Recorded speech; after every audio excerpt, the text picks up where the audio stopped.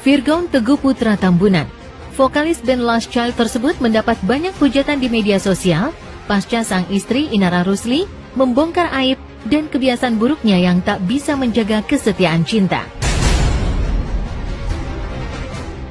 Berkali-kali Virgon menyakiti hati sang istri, menghambur-hamburkan uang demi mereguk bahagia semu, sekalipun ia sudah pernah berjanji untuk berubah dan tak mengulangi kesalahannya lagi. Setelah beberapa lama menghilang, Virgon pada akhirnya keluar kandang dan menyampaikan penyesalan hatinya lewat kanal pribadinya di jagat maya.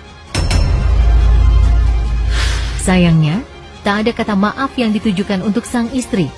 Virgon secara tersirat justru minta maaf terhadap Tenri, wanita yang dituding sebagai orang ketiga yang menghancurkan pernikahan Virgon dan Inara Rusli. Benarkah Virgon marah setelah sang istri membongkar aibnya? Alasan yang membuat rasa itu berubah, biar saya yang tahu dan tidak perlu diungkapkan kepada semua orang. Yang jelas perasaan sayang itu pernah ada dan sungguh ada, dan saya menyesal karena tidak tegas dan tidak jujur, serta berani untuk menyatakan dan mengungkapkan kenapa rasa itu bisa sampai hilang.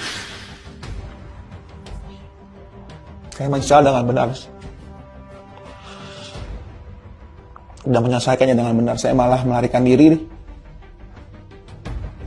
dan malah mencari kenyamanan di luar. Saya akui saya salah, saya khilaf, dan saya sama sekali tidak membenarkan segala apa yang telah saya lakukan. Dan saya memohon maaf terutama kepada nama-nama dan pihak-pihak yang ikut terseret dan menjadi tertuduh dalam isu ini.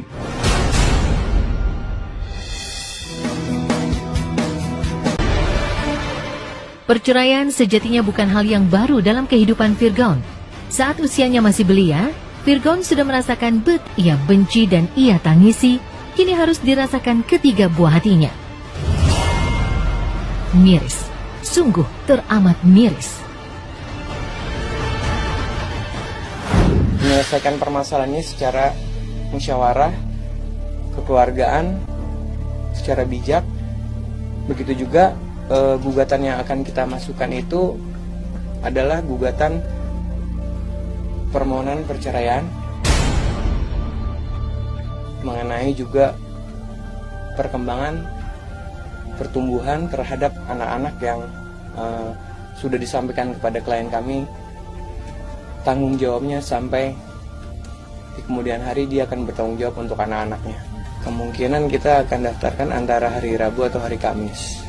Saya memohon maaf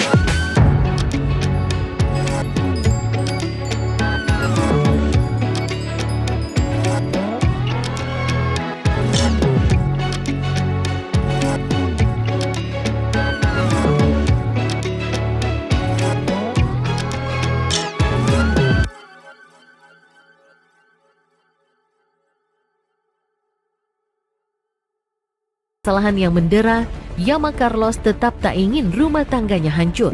Namun kali ini, ia seperti telah habis kesabaran.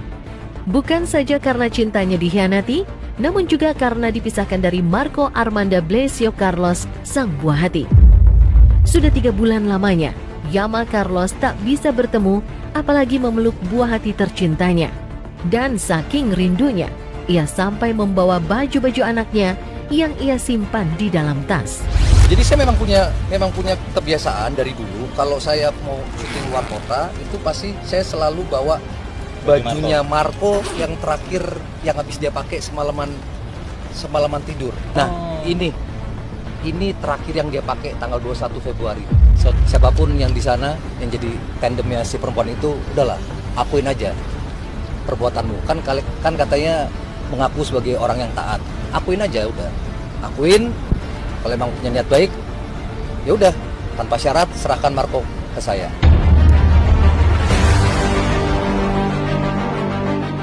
Kehadiran orang ketiga memang menjadi duri dalam daging yang kapan saja akan menusuk lalu menghancurkan rumah tangga yang awalnya bahagia. Dena Devanka menjadi saksi. Rumah tangganya yang dulu adem ayem dan begitu harmonis tiba-tiba hancur berantakan karena dugaan hadirnya orang ketiga. Ririn Dwi Ariantilah yang dituding menjadi sosok yang membuat pernikahan Dena dan Ijong berakhir di tengah jalan.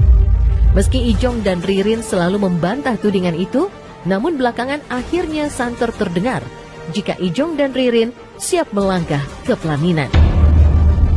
Kan aku bilang dari dulu waktu yang akan menjawab semuanya gitu loh. Jadi ya udah, sekarang kan udah terjawab. Jadi ya udah, kita pokoknya doakan yang baik-baik aja. Aku sih sebenarnya nggak peduli ya nanti dia end up-nya sama siapa, dengan orangnya gitu loh. Ya penting aku cuma minta dia harus bisa tanggung jawab ke anak-anak.